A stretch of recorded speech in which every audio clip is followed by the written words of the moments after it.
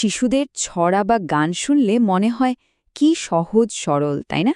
কিন্তু কখনো কি ভেবে দেখেছেন যে এই সাধারণ কথাগুলোর পেছনেও একটা দারুণ গোছানো কাঠামো থাকতে পারে?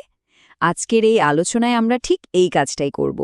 একটা নার্সারি রাইমকে ব্যবচ্ছেদ করে দেখব কিভাবে এটি বিশেষভাবে সান্ত্বনা দেওয়ার জন্যই তৈরি করা হয়েছে। তো গানটা শুরুই হচ্ছে এই কথাটা দিয়ে, হ্যাঁ আমার সোনা বেবি কেঁদো না প্লিজ। খেয়াল করে দেখুন, শুরুতেই কেমন একটা সরাসরি একটা আন্তরিক আশ্বাস। এটা কিন্তু শুধু কেঁদো না বলা না, তার থেকে অনেক বেশি কিছু। এটা একটা উষ্ণ, একটা নিরাপদ পরিবেশ তৈরি করে দিচ্ছে। আচ্ছা, এই গানটার যে সান্ত্বনা দেওয়ার ফর্মুলা, তার প্রথম আর সবচেয়ে জরুরি অংশটা কি জানেন? ওটা হলো এর রিফ্রেন, মানে ধোঁয়া। এই ধোঁয়াটাই কিন্তু পুরো গান জুড়ে একটা মানসিক আশ্রয়ের মতো কাজ করে। এখন রিফ্রেন জিনিসটা কি?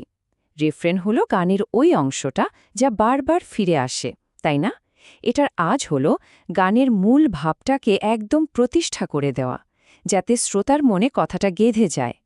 আর এই গানটার ক্ষেত্রে এই রিফ্রেনটাই হলো আবেগের একেবারে কেন্দ্রবিন্দু। চলো আসল রিফ্রেনটা দেখা যাক। এটা কিন্তু একই সাথে দুটো দারুণ কাজ করছে। একদিকে কেঁদো না প্লিজ বলে সান্ত্বনা দিচ্ছে, আবার অন্যদিকে তোমাকে খুব অসুস্থ দেখাচ্ছে, আমি তোমার চোখে তা দেখতে পাচ্ছি, এই কথাটা বলে শিশুটার অনুভূতিকে একটা স্বীকৃতি দিচ্ছে। মানে ওকে বোঝানো হচ্ছে যে ওর কষ্টটা সত্যি, আর কেউ একজন সেটা খেয়াল করেছে। রিফ্রেনের পরে গানটা একটা বিশেষ কৌশল নেয়। কি সেটা? এটা অসুস্থ বাচ্চাটার প্রত্যেকটা লক্ষণ, মানে সিম্পটম, একটার পর একটা তুলে ধরে। চলুন দেখি কিভাবে ব্যাপারটা ঘটছে। তো লিস্টের প্রথমে কি আসছে? জ্বর। একদম বাস্তব আর আমাদের সবার পরিচিত একটা লক্ষণ, তাই না? এখান থেকেই শিশুর কষ্টটাকে চিহ্নিত করার কাজটা শুরু হচ্ছে। এরপর দ্বিতীয় অভিযোগটা হলো শরীরে ব্যথা। আমরা তো জানি জ্বরের সাথে গা হাত পা ব্যথা হওয়াটা খুবই সাধারণ একটা ব্যাপার, আর এটাই গানটাকে আরও অনেক বেশি বাস্তব করে তুলেছে। 3 নম্বরে আসছে সর্দি আর কাশি, মানে অসুস্থতার একটা ক্লাসিক কম্বিনেশন, তাই না? আর একদম শেষে 4 নম্বর লক্ষণ, নাক দিয়ে জল পড়া। ব্যাস, এইটা বলে শিশুর শারীরিক কষ্টের যে তালিকাটা সেটা সম্পূর্ণ করা হলো। তাহলে দেখুন ব্যাপারটা কি দাঁড়ালো। জ্বর, গা ব্যথা, সর্দি কাশি আর নাক দিয়ে জল। এই যে 4টা উপসর্গের একটা লিস্ট, এটা বাচ্চাটাকে একটা খুব জরুরি বার্তা দেয়।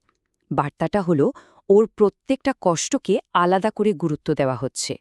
ওকে যে কেউ শুনছে, এই অনুভূতিটাই তো ওকে অনেকটা স্বস্তি দেয়, তাই না? কিন্তু গল্পটা এখানে শেষ না, গানটা আরও গভীরে যায়। আর আমার মতে এর সবচেয়ে মজার দিকগুলোর একটা হলো বাবা আর মায়ের মধ্যে যত্ন নেওয়ার দায়িত্বের একটা পরিষ্কার ভাগাভাগি। এখানে খেয়াল করে দেখুন, গানের কথাগুলো কিন্তু খুব পরিষ্কার করে বলে দিচ্ছে কোন অসুস্থতার জন্য কোন অভিভাবক কি করছেন। যেমন মা জ্বরের জন্য সারা দিন যত্ন নিচ্ছেন, আবার সর্দি কাশিতে বাচ্চাটাকে কোলে ধরে রাখছেন। আর বাবা কি করছেন? তিনি গা ব্যথার যত্ন নিচ্ছেন আর বাচ্চার নাক মুছে দিচ্ছেন। এই যে টেবিলটা, এটা কিন্তু ওই দায়িত্বের ভাগাভাগিটা দারুণভাবে দেখাচ্ছে। দেখুন, মা বলছেন জ্বরের জন্য সারা দিন তোমার যত্ন নেব, বাবা বলছেন গা ব্যথার জন্য তোমার যত্ন নেব, আবার মা বলছেন সর্দি কাশিতে তোমাকে ধরে রাখব, আর বাবার নাকটা মুছে দিচ্ছেন। সবকিছু মিলিয়ে একটা কি সুন্দর গোছানো গল্প তৈরি হচ্ছে, তাই না? এতক্ষণ তো গানটা বর্তমান সমস্যাগুলো নিয়ে কথা বলল, তাই না? কিন্তু গানটার শেষে গিয়ে এটা একটা খুব শক্তিশালী আর সম্মিলিত ভবিষ্যতের কথা বলে, একটা প্রতিশ্রুতির কথা বলে। এই লাইনটা কিন্তু সাংঘাতিক গুরুত্বপূর্ণ। খেয়াল করুন, এর আগে পর্যন্ত বাবা আর মা আলাদা আলাদা কাজ করছিলেন, কিন্তু এখন তারা একসাথে বলছেন মা এবং বাবা তোমার যত্ন নেবে। এটা একটা ঐক্যবদ্ধ সমর্থনের প্রতীক, আর এটাই শিশুটাকে চূড়ান্ত একটা নিরাপত্তার অনুভূতি দেয়। তাহলে পুরো গানটাকে যদি আমরা একবারে দেখি, এটা আসলে একটা সহজ কিন্তু দারুণ কার্যকর 4 ধাপের একটা প্রক্রিয়া। প্রথম ধাপ কষ্টটাকে মেনে নেওয়া, দ্বিতীয় ধাপ অসুস্থতার লক্ষণগুলোকে স্বীকৃতি দেওয়া, তৃতীয় ধাপ নির্দিষ্ট যত্ন দেওয়া, আর চতুর্থ ধাপ সুস্থ হয়ে ওঠার ভরসা দেওয়া। এই 4টে ধাপ মিলে কিন্তু শিশুটাকে কষ্ট থেকে আস্তে আস্তে নিরাপত্তার দিকে নিয়ে যায়। আর গানটা শেষ হচ্ছে দুটো খুব শক্তিশালী বার্তা দিয়ে। একটা হলো একদম সরাসরি প্রতিশ্রুতি, তুমি সুস্থ হয়ে উঠবে। আর ঠিক তারপরে একটা নিঃশর্ত ভালোবাসার কথা, আমি তোমাকে ভালোবাসি।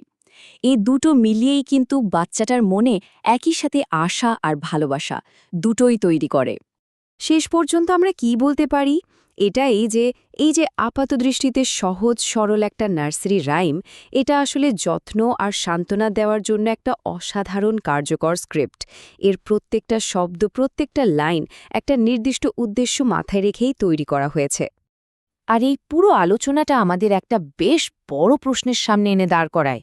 আচ্ছা, এই ধরনের ছড়া বা গানের বাইরে আমাদের এই আধুনিক যুগে সান্ত্বনা দেওয়ার নতুন স্ক্রিপ্টগুলো কি? আমরা এখন কিভাবে একে অপরের কষ্টকে স্বীকৃতি দিই, কিভাবে সুস্থ হওয়ার ভরসা দিই? একটু ভাবার মতো বিষয়, তাই না?